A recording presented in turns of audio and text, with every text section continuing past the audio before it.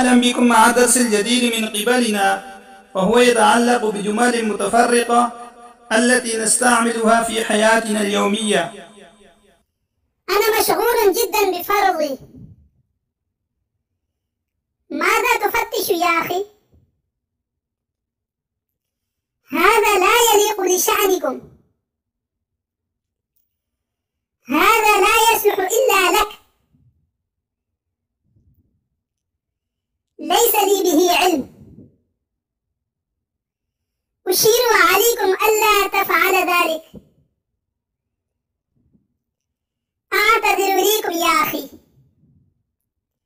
يا أسف عليك. أنا متأسف عليك. هذا ما كنا نبغي. ما رأيت شيئا أجمل منه. أرجو أن تعفو عني يا أخي. دعني وحدي. دعني وشأني. أستشيركم في أمر مهم.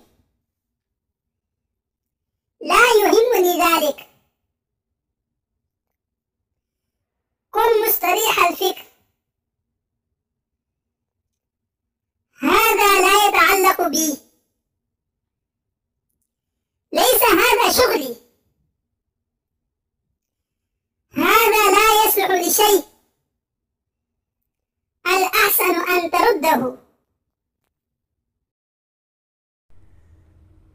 فهذه هي بعض الجمل التي نستعملها كل يوم، فعليكم أن تحفظوها وتستعملوها في حياتكم اليومية.